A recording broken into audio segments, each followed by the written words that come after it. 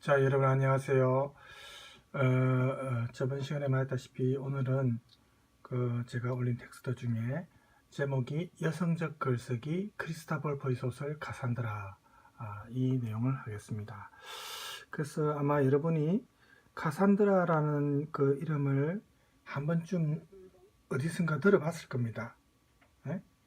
혹시 못 들어본 사람 있습니까? 지금 방금 들었죠? 예. 그래서 이 카산드라는 신화상에 나오는 여인입니다. 여사제이기도 하고.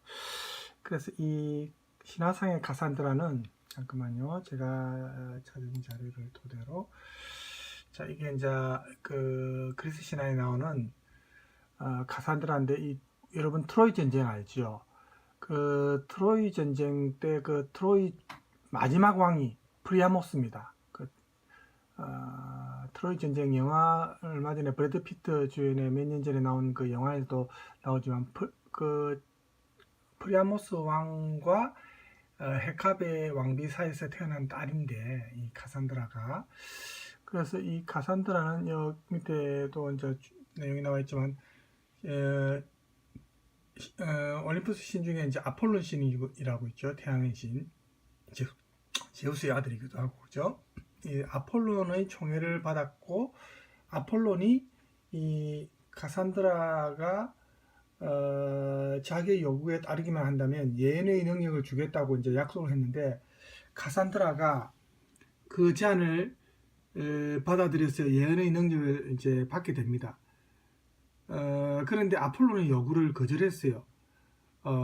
그러자 이 아폴론이 이제 화가 났겠죠. 감히 신의 제안을 이제 예언 능력은 받고 제 요구는 거절하니까, 그죠? 그래서 이 카산드라의 예언을 사람들이 전혀 믿지 않게 했습니다. 그렇게 복수를 했습니다.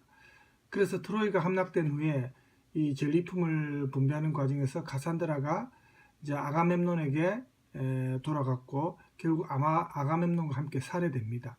그래서 이 카산드라는 알렉산드라라는 이름으로 아폴론과 함께 또 숭배되는 그런 신화상의 인물인데, 자신의 예언 능력이 뛰어나지만 이 예언을 사람들이 믿지 않는다는, 그 얼마나 불행한 거죠. 그래서 카산드라 콤플렉스 뭐 이런 용어까지 생겨날 정도로 좀 유명한 그런 어떤 신화상의 여인입니다. 그래서 이 카산드라와 관련한 내용이 지금 간단하게 요약되어 있어서 제가 준비했는데, 일단 먼저 보세요. 안녕하세요. 넝쿨입니다. 미래요? 미래를 보는 능력이 있는데 그 미래가 다 우울해. 그럼 그 능력이 과연 좋을까요? 그리스 신화엔 이런 사람이 실제로 나옵니다. 트로이의 공주 카산드라였어요. 트로이의 멸망을 여러 차례 예언했으나 아무도 그녀의 말을 듣지 않았죠. 왜 그랬을까요? 카산드라의 능력이 반쪽짜리였기 때문입니다. 아름다운 카산드라는 아폴론의 사랑을 받았습니다. 신화에선 아름다움이 분란의 씨앗이 되는 경우가 많죠. 트로이 전쟁은 유난히 그런 사건들로 전개됩니다. 아폴론은 제우스의 아들이고 아름다운 청년의 용모를 갖고 있었음에도 이상하게 사랑 이야기는 다 우울합니다. 카산드라도 마찬가지였어요. 아폴론은 카산드라에게 구애하며 그가 가진 예언의 능력을 주었으나 카산드라는 결국 그 능력만 받고 아폴론을 떠났다고 해요. 자존심에 상처를 입은 아폴론은 카산드라에게 저주를 내렸습니다. 그녀는 미래를 예언하나 아무도 그녀의 예언을 듣지 않는 저주였죠. 루벤스의 파리스의 심판이란 그림입니다. 수많은 작가들에 의해 그림으로 탄생한 소재입니다. 루벤스의 작품도 여러 버전이 있어요.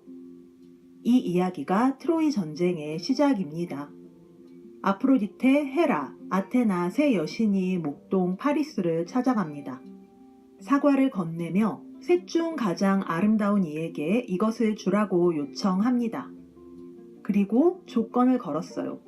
각각 자신의 능력으로 줄 수 있는 것을 이야기하죠.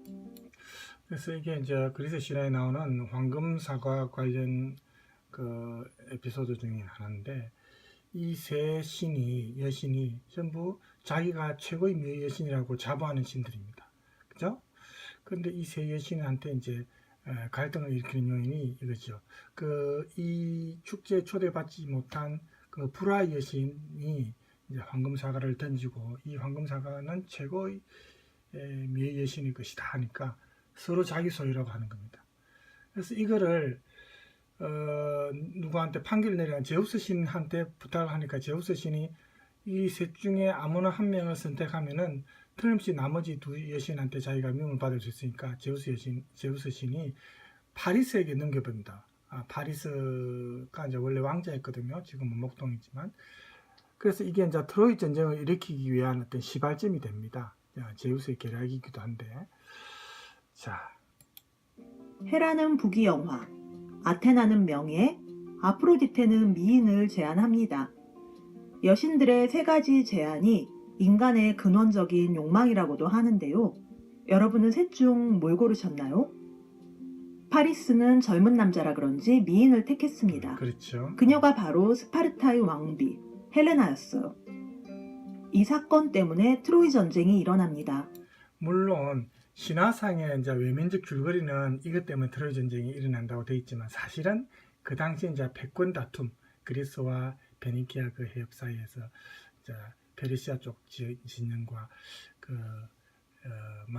패권 다툼이 사실은 가장 큰 원인인데 신화에서는 조금 더 재밌게 이제 이런 내용이 포함되어 있습니다. 이것 때문에 이 헬레나를 뺏어간 파리스 때문에 전쟁이 났다는 말이 있죠.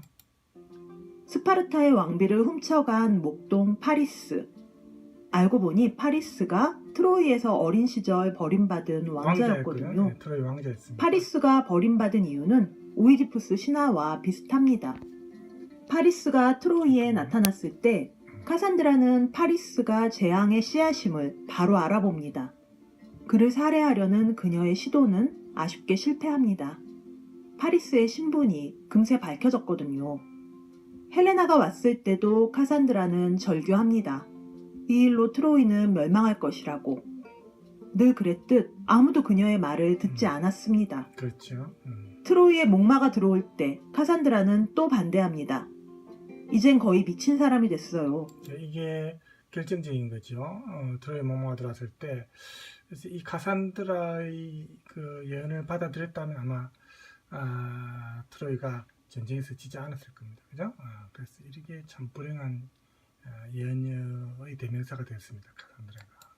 그녀 눈에는 비극이 보이니까. 이번엔 동료 예언자가 하나 있었습니다. 라오콘입니다.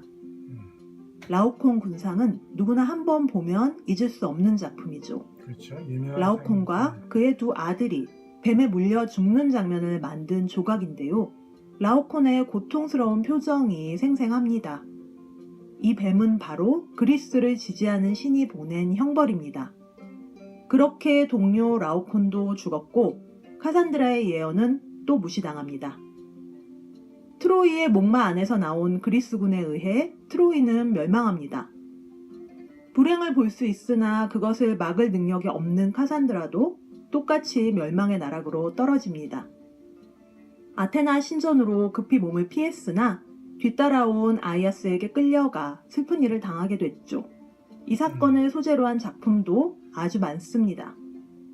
결국 카산드라는 일종의 전리품으로 그리스 총사령관 아가멤논에게 가게 됩니다. 트로이 전쟁의 원인인 헬레나의 남편이 바로 아가멤논의 동생입니다. 미래를 보는 카산드라는 아가멤논의 불행도 예언합니다. 이번에도 그녀의 예언과 무관하게 불행은 그대로 전개됐어요. 고향에 돌아가자마자 아가멤논은 부인에게 살해당합니다. 아가멤논의 부인이 이제 아가멤논이 전쟁에서 죽고 돌아오지 않을 거라 생각하고 다른 남자와 이제 간통하죠. 그래서 동정을 하다가 아가멤논이 돌아온다니까 이제 겁에 질려서 이제 같이 이제 관계를 맺은 남자와 이제 계획을 세워서 아가멤논을 살해하죠. 예. 우울한 예언자 카산드라는 자신의 예언대로 여기서 같이 죽었다고 합니다. 신화와 역사가 뒤섞인 트로이 전쟁. 미래를 볼 수 있으나 미래를 바꿀 수 없는 카산드라의 이야기를 마칩니다. 네, 이게 이제 간단하게 이제 카산드라에 대한 줄거리입니다. 그래서 여러분이 이게 너무 간단하지만 사실 작품은 좀 길거든요. 그리고 이제 이 크리스타 볼프의 소설 카산드라를 그 줄거리를 소개한 그 내용이 있습니다. 한 25분짜리입니다. 이게 조금 시간이 조금 길어서 한 15분이면 좋은데 10분 15분이면 좋은데 25분이라서 제가 좀 망설여지는데, 일단 우리가 텍스트를 보고 내용을 하면서 이 여러분들이 이제 좀 줄거리가 좀 더 궁금해할 것 같고, 텍스트 내용을 이해하는 데 있어서 줄거리가 반드시 필요하다고 생각되면 이 부분도 제가 나중에 시간 될 때 들려드리겠습니다. 일단 텍스트로 돌아가겠습니다. 텍스트로 돌아가는데 나 또 여러분이 뭐 글자만 보면 좀 지루하니까 카산드라 사진도 보여주면서 여러분 있는 텍스트 있죠? 그거 참조하면서 그렇게 합시다. 자, 먼저 우리 서론 부분으로 먼저 가봅시다. 이제 독일의 유명한 그 여성 작가 크리스타 볼프가 소설 카산드라를 이제 썼는데, 이 카산드라는 크리스타 볼프가 이제 프랑크푸르트 대학에서 강연회를 한 적이 있는데, 그때 이 강연집이 이제 소설 카산드라와 함께 출간되었습니다. 서독에서. 그 당시에 이제 동독, 서독 분단되어 있을 때였거든요. 동독보다 먼저 서독에서 출간되었습니다. 그래서 이제 첫 번째 이 책이 신화와 역사의 어떤 거짓과 진실에 관한 그런 어떤 논리적인, 굉장히 논리적인 철저한 조사였다고 보면, 두 번째 소설 카산드라는 거짓에 대항하는 여주인공의 소위 말하는 인간되기 과정을 서술한 작품이다. 이렇게 사람들이 이제 보통 평을 합니다. 그래서 이 작품이 좀 복잡한 서술 구조를 가지고 있고, 또 낯선 소재를, 신화 속의 소재를 이제 자기가 속해 있는 그 시대의 현실과 이제 서로 적용시켜서, 현실에 적용시켜서 이제 만든 작품인데, 좀 독자들에게는 좀 어려운 작품으로, 난해한 작품으로 그렇게 이제 보통 알려져 있습니다. 그래서 크리스타 볼프가 제시한 뭐 인물이나 사건 이런 걸 보면 좀 단선적으로 하나의 줄거리로 쭉 이렇게 되면은 우리가 이해하기가 좀 쉽죠. 근데 단선적이지 않고 수많은 의미의 그물, 많은 의미를 내포한 수많은 의미의 그물로 그렇게 짜여져 있습니다. 그래서 한번 읽어가지고 이 작품의 어떤 숨은 의미를 파악하기가 쉽지 않습니다. 그럼에도 불구하고 이제 죽음을 앞둔 이 여주인공 카산드라가 자기 독백 형식입니다. 자기 독백 형식으로 이제 시작을 합니다. 이 작품 첫 시작이 이제 사형당하기 직전에 죽음을 앞둔 카산드라의 이제 독백조로 작품이 시작됩니다. 그래서 이 카산드라는 크리스타 볼프가 쓴 작품 중에 가장 성공적인 작품으로 평가받고 있고, 이 소설이 어쨌든 문단에 큰 호평을 받으면서 뭐 수많은 방송극, 또 연극, 영화로도 만들어졌습니다. 그리고 많은 뭐 베스트셀러와 우량도서로도 선정되고 많은 상을 또 받았습니다. 이 카산드라가 굉장히 성공을 거둔 작품인데, 이 소설 카산드라가 신화의 소재를 어쨌든 원래의 신화에서 조금 탈피해서 현대에 사는 우리가 당면하고 있는 어떤 위기감, 예를 들면 전쟁의 공포라든지 우리 인간성이 상실되고 있다든지, 또 남성 세계에 의해서 여성이 어떤 상품화되고 대상화되는 물건처럼, 그죠?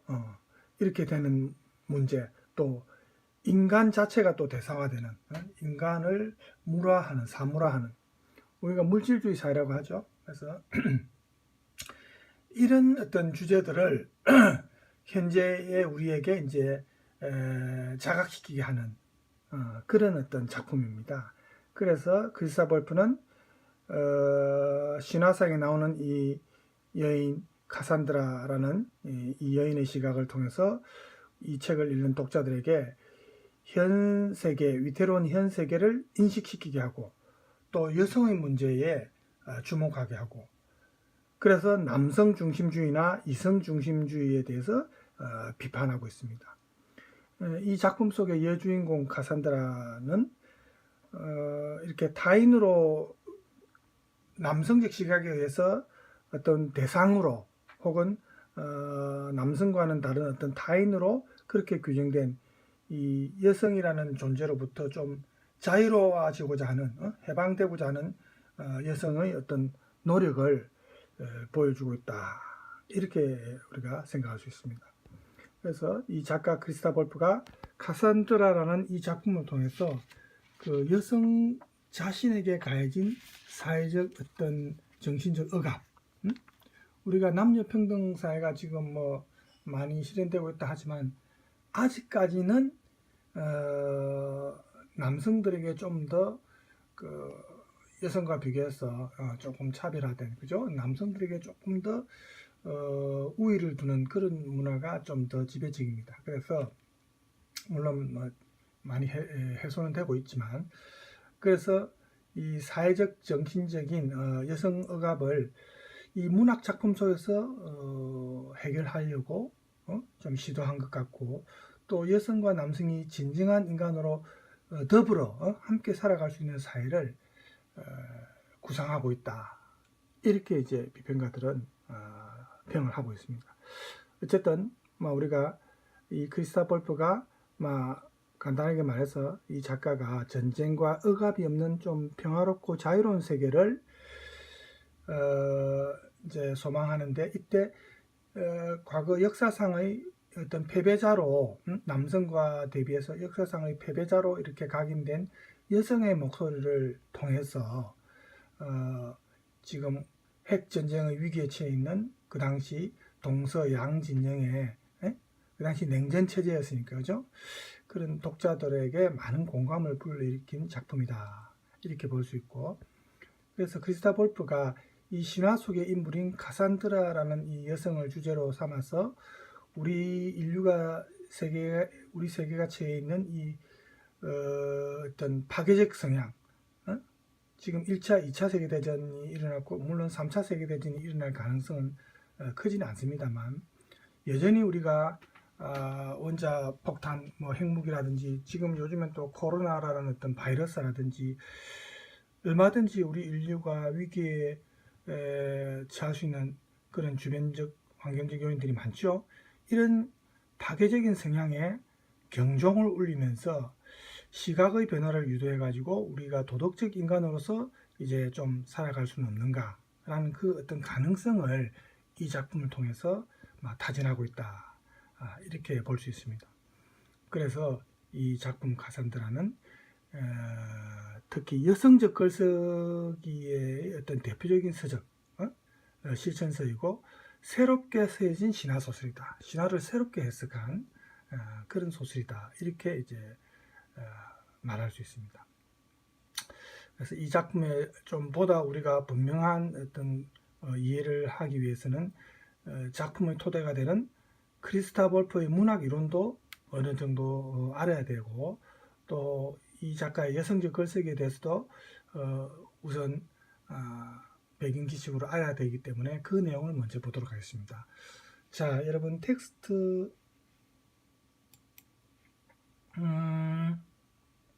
185쪽에 여기에 보면 크리스타 볼프의 문학 이론회가 나가 있죠.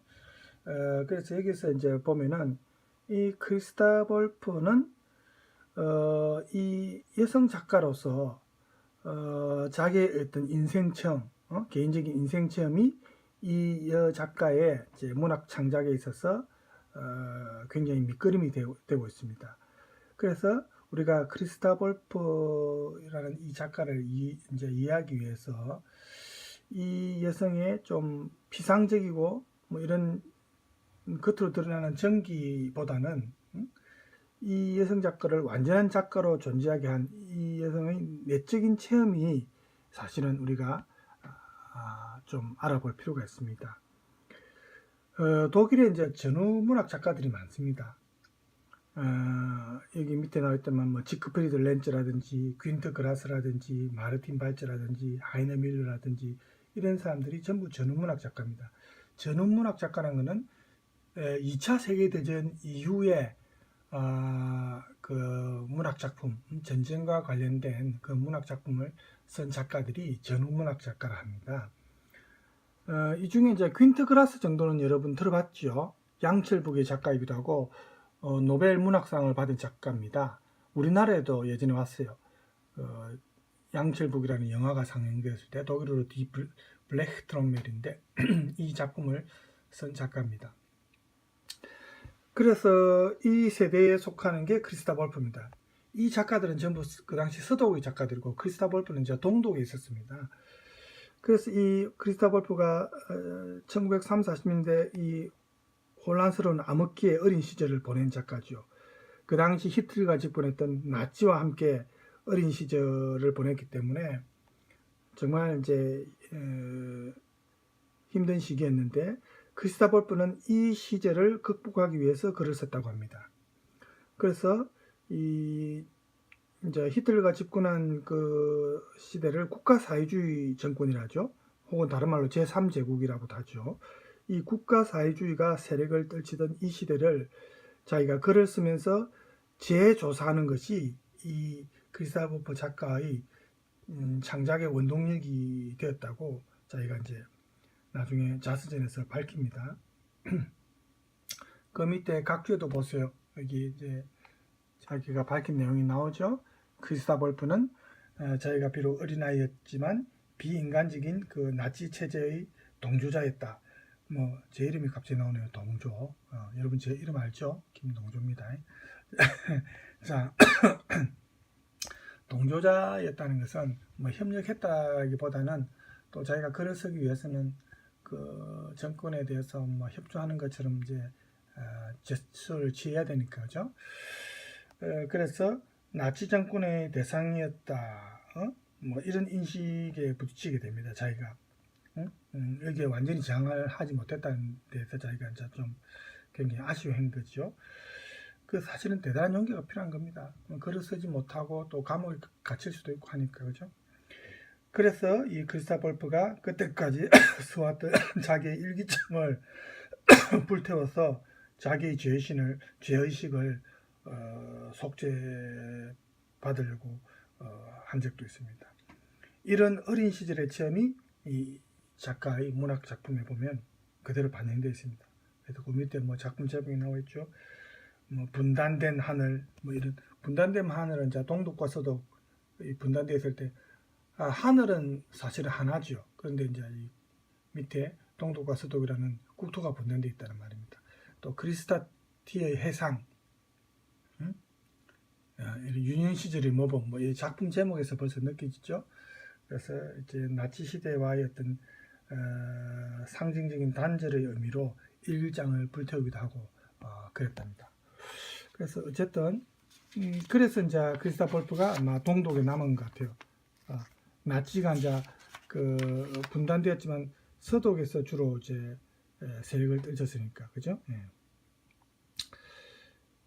그래서 이제 이렇게 글쓰기를 통해서 나치와 밀접한 관련이 있었던 그 어린 시절에 이제 자기가 회상하면서 이 크리스타 볼프에게는 과거를 극복하려는 의미가 있고 또 자신을 고통스럽게 탐구하는 그런 용기 있는 작업이 바로 이 글쓰기 작업이었습니다. 글을 통해서 자기가 이제 반성하고 또 그 당시를 회상하면서 자기가 이제 글을 문학 작품으로 형성한 거죠. 그래서 소위 말하는 해상을 통해서 과거로 돌아가는 건데 이것이 크리스타 볼프를 새로운 문학적 자아 발견으로 이제 이끌었다 이렇게 이제 볼 수가 있습니다. 크리스타 볼프에게 이제 있어서 해상한다는 것은 아주 자연스러운 마치 물이 흐르는 것처럼 자연스러운 것입니다. 물이 흐르는 자연스러운 것을 거슬러 올라가는 것입니다. 그러니까 물결의 흐름에 저항하는 거죠. 왜냐하면은 잊고 싶은 기억이기 때문에 그 당시에 나치 시절에 어린 시절이 그죠? 그렇지만 잊으려고 하지 않고 이제 자기 그런 어떤 과거의 기억 속으로 이제 뛰어드는 거죠. 그래서 잊어버리면은 다시 그런 어떤 잘못된 과거가 되살아날 수 있죠. 그 독일이 이제 같은 전범국인 일본과 비교해서 독일이 잘하고 있는 거는 과거를 반성하면서 과거를 극복하는 겁니다. 그리고 과거의 어떤 치부를 감추려 하지 않고 뭐 기억 문화라는 어떤 그 우리 상징적인 말이 있죠. 독일에서. 그래서 그게 하나의 문화로 정착이 된 겁니다. 그 당시에 자기들이 그 나치 시대에 잘못된 어떤 그런 관행을 뭐 박물관을 통해서 전시한다든지 또 그 당시 뭐 나치 수용소, 유대인 수용소 이런 걸 그대로 보존해가 관광객들에게 개방하면서 그 잘못된 과거를 기억하게 하는 겁니다. 다시는 이런 일이 일어나지 않게. 이게 이제 일본과 완전히 다르죠. 그래서 이제 독일이 주변 국가와 잘 지내고 있고, 일본은 아직도 그 역사에 대해서 감추고 은폐하고 그렇게 하면서 이제 그 주변 국가들과 여전히 갈등을 일으키고 있죠.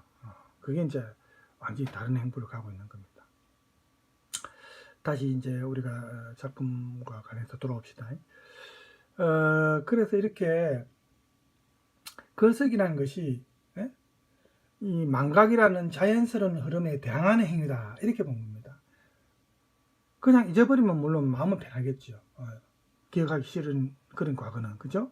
그렇지만 작가가 이 크리스토퍼 볼프 같은 경우는 작가로서의 어떤 양심에 반하는 행위는 하지 않는 거죠.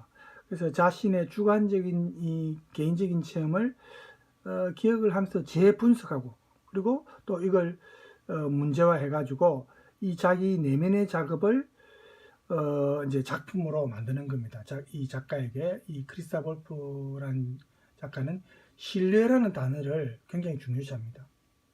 그래서 자기 개인적인 체험을 이 해상하는 형식을 빌려서 이제 고백함으로써 결국에는 어떤 진실에 도달하고자 한 거죠.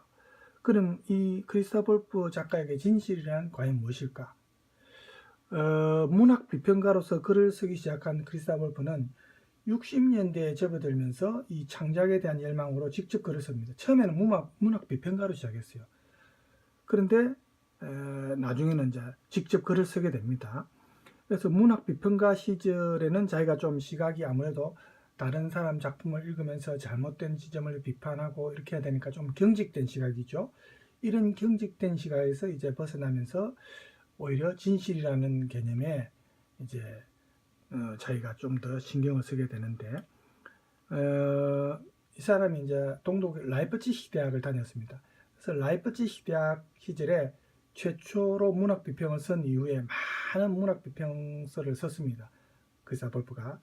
그런데 이 초창기의 크리스토퍼 볼프는 이 그 동독의 사회주의 안에서 어떤 사회주의 내에서 각 개인의 자기 실현을 중시했기 때문에 사회주의 사회와의 어떤 일치, 사회주의 이념을 목표로 삼았습니다. 초기에는.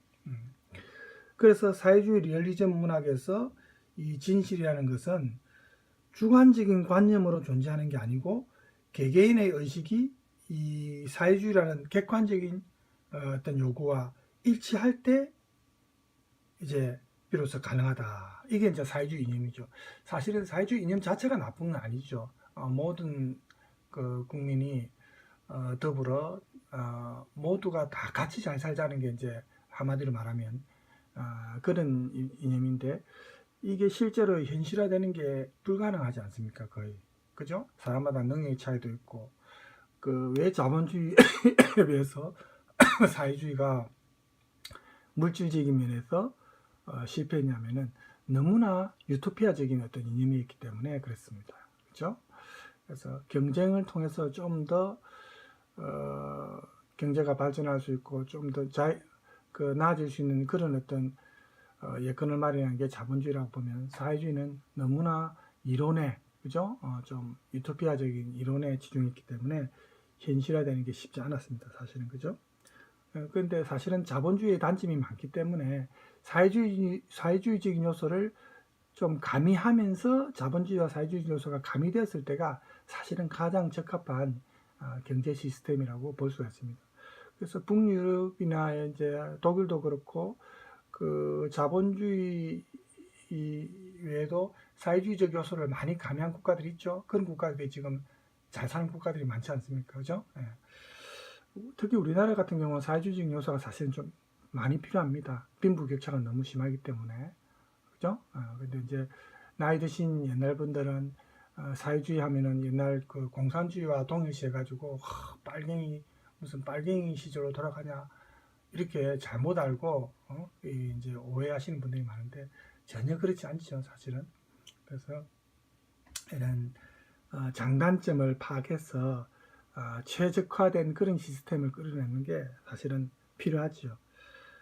자, 그래서 다시 텍스트로 돌아갑시다. 그래서 1963년도에 이제 새로운 경제 체제를 내세운 과거의 이제 동독 정권이 이 예술가와 지식인들에게 예전과는 달리 어느 정도의 자유를 허용합니다. 물론 완전한 자유를 허용한 건 아니죠. 자기들의 그 사회주의 이념에 부합되지 않는 작품은 뭐 금수로 지정하기도 하고 뭐 그렇게 한 시절입니다. 물론 그렇게 이제 자유를 좀 허용은 했지만 크리스타 볼프는 그 자율성이 그 구동독의 그 사회주의 체제와 대립할 수 없고 새로운 경제 체제라는 것이 과학 만능주의와 물질주의를 숭배하는 그런 역기능을 한다는 걸 깨달았습니다. 그래서 이런 개인의 주관성이 무시된 그런 물질주의 그리고 성과 위주의 사회 속에서 사회와 문학이 이렇게 막 일치한다는 것은 있을 수 없다. 불가능하다. 자, 이게 화면이죠.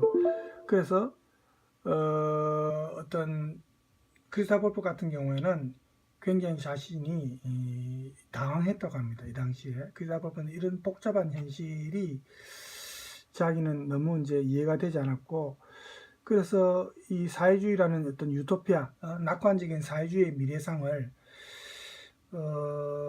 이렇게 자기가 기계적으로 그려내면서 사회주의 현실을 호도하는, 왜곡하는 그런 어떤 풍토 앞에서 이제는 새로운 글쓰기가 필요하다. 자기가 진실에 도달하기 위해서는 새로운 글쓰기가 필요하다. 이렇게 이제 생각을 했답니다. 그래서 문학이 결국 살아남기 위해서는 달라져야 한다. 크리스타 볼프는 그런 인식하에 이제 자기가 쓰게 된 소설이 크리스타티에 대한 해상이라는 작품입니다.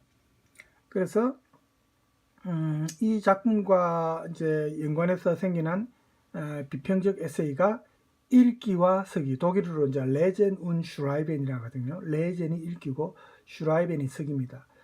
여기에서 이제 보면은 그 편협한 그 사회주의 리얼리즘 문화권에 이제 반대하면서 문학은 좀 개혁적이고 혁명적인 어떤 성격이 있어야 되고, 이제 우리 식으로 하면 이제 앙가즈망이죠. 참여문화적 성격이 있어야 된다는 거죠.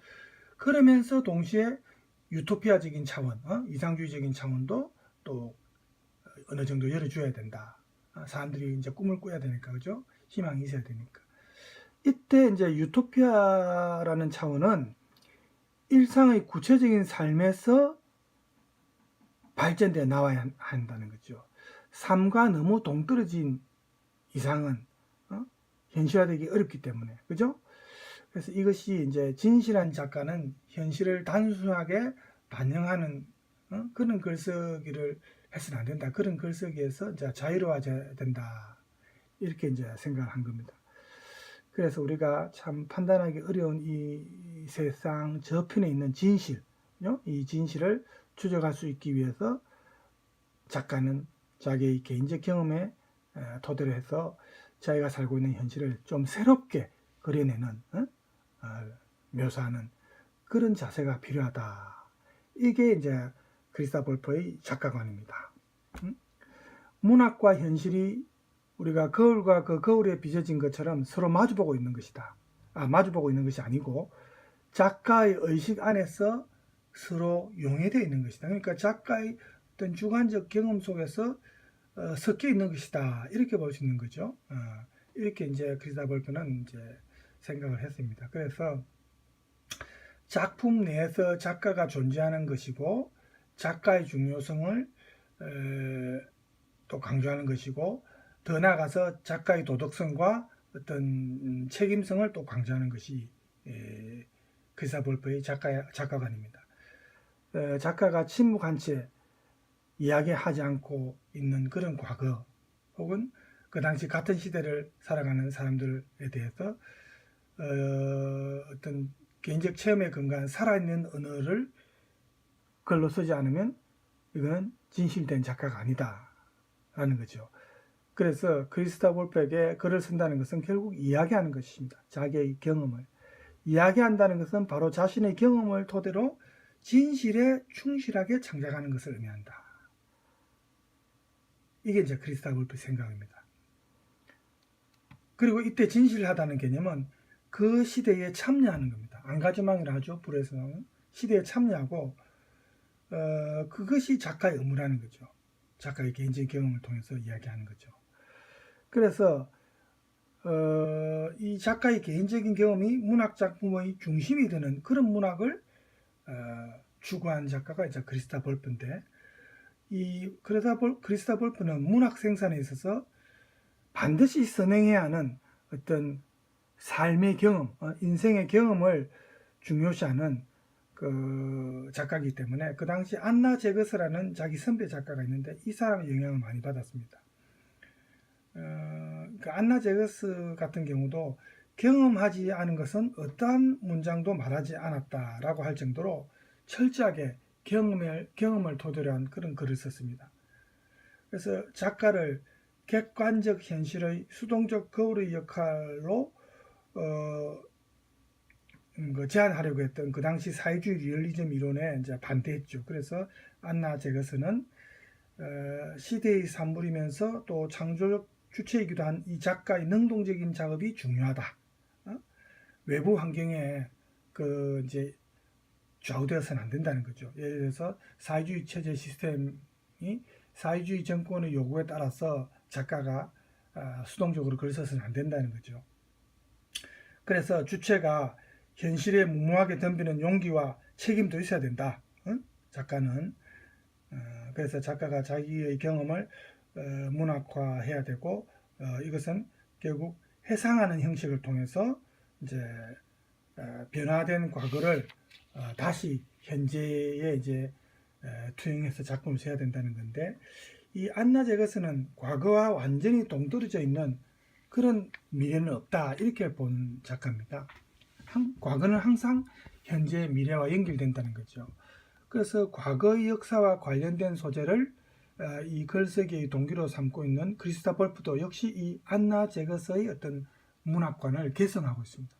안나 제거스의 작가관을 개성하고 있는 작가다 이렇게 볼 수 있습니다.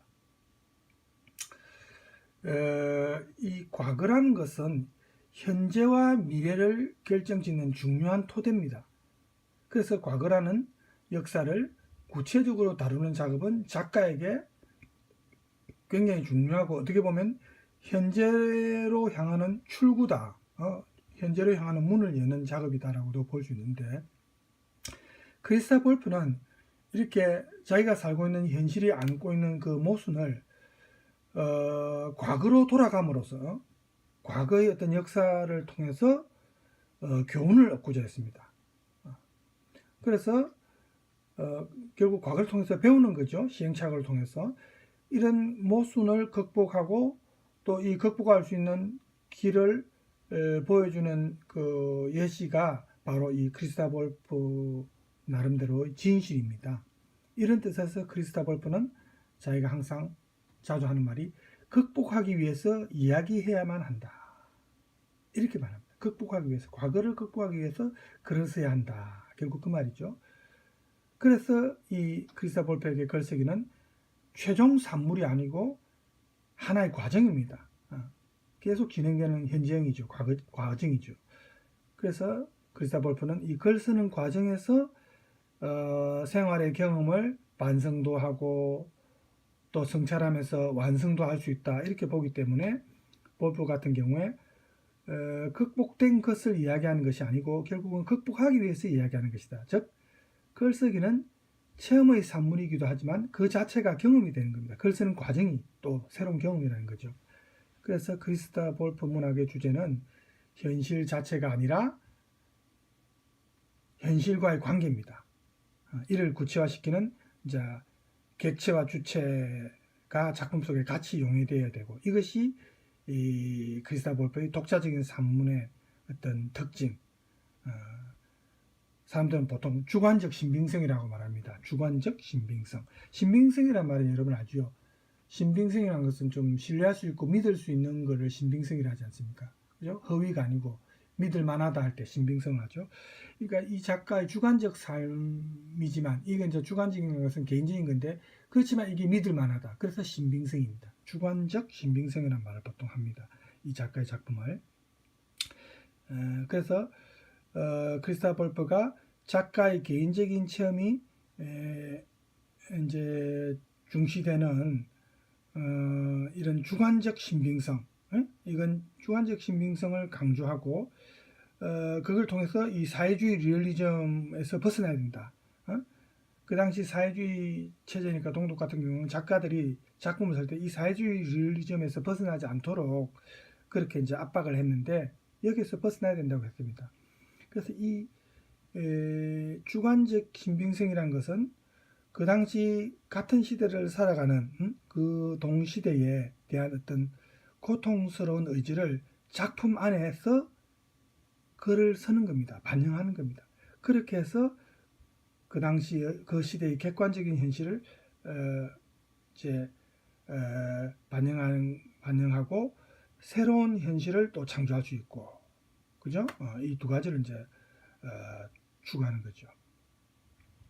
그래서 자신의 그 생활의 어떤 갈등을 자기가 살고 있는 현실의 한 부분으로, 일부로 만들고, 또 현실의 소재를 미래에 대한 어떤 그 혁명적 의지를 가지고 예술로 변화시키는 작가의 방식, 행동 방식, 이게 사실은 쉽지 않고 좀 고통스러운 그 과정이지만, 반드시 작가로서 양심에 의거해서 이런 방식을 취해야 되고, 그래서 자신이 살고 있는 동시대에 작가로서 이렇게 주관적 개입을 함으로써 나름대로는 현실을 문학으로 재창조하려는 것이 크리스타 볼프의 작가관입니다. 이게 소위 말하는 주관적 신빙성이다. 이렇게 이제 우리가 개념을 정의할 수가 있습니다. 크리스타 볼프 하면 이제 주관적 신빙성이라는 표현을 많이 쓰니까 이 용어에 대해서 우리가 이해가 필요할 것 같아서 제가 조금 길게 얘기를 했는데, 그 189쪽에도 보면 이 주관적 신빙성이라는 말과 관련해서 189쪽입니다. 그죠? 189쪽에 보면 여기 나와 있죠. 크리스타 볼프의 주관적 신빙성, 그죠? 그래서 제가 오프라인 때는 여러분들 학생들한테도 한 번씩 이런 내용을 이제 읽게 합니다. 읽게 하면서 우리가 또 음미를 하는데, 여기에 보면은 이 주관적 신빙성은 주관에 제한된 그 자서전적인 서술만을 중요시하는 것이 아닙니다. 이 말을 잘못 이해하면 주관적 신빙성하면 주관적이라니까, 그죠?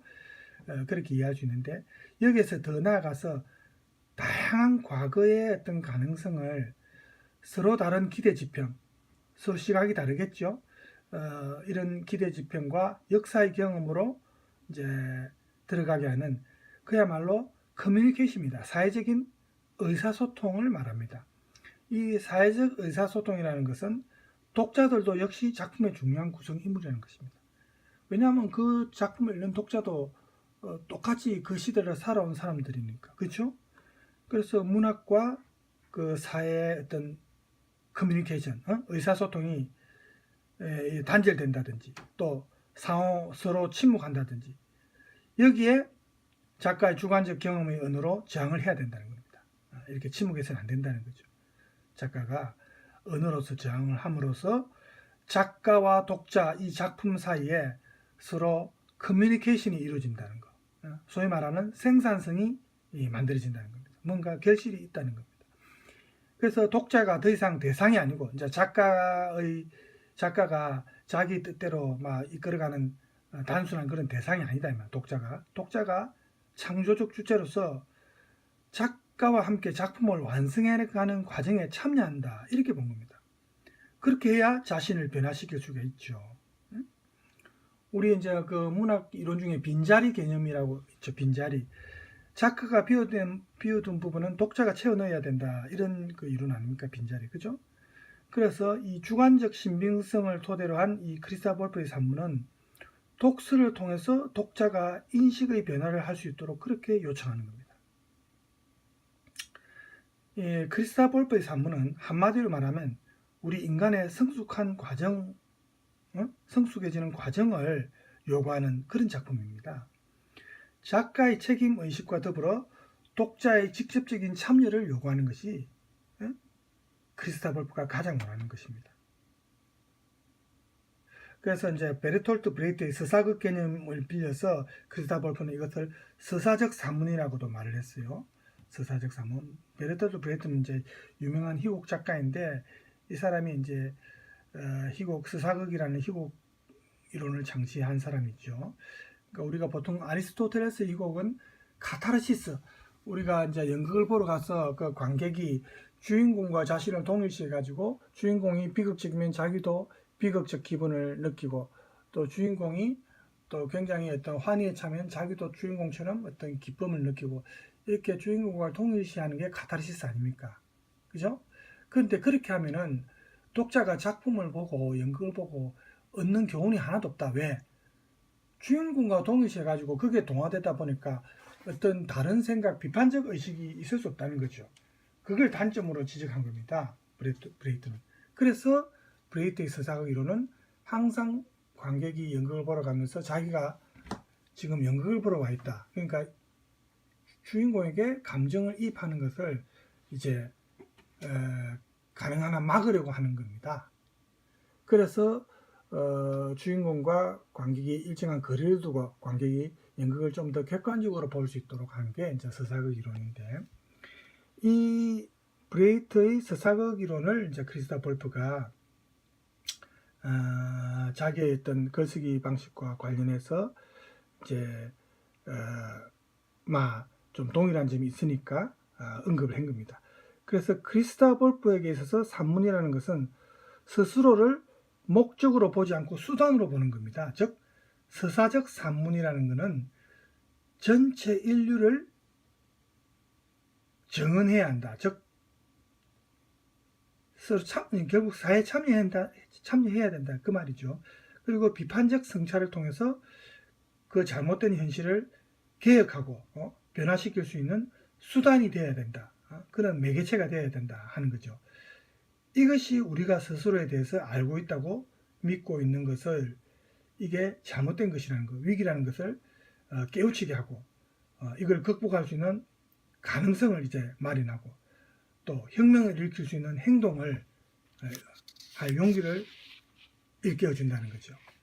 그래서 크리스토퍼 볼프의 이제 이런 문학 이론을 보면은 결국 우리 인간이 주체가 되는 그런 잠재적인 미래가 우리가 살고 있는 현재 안에 있는 것이구나. 우리가 현재 안에 수동적으로 그냥 그 사회 시스템이 요구하는 대로 수동적으로 이끌려가서는 안 된다.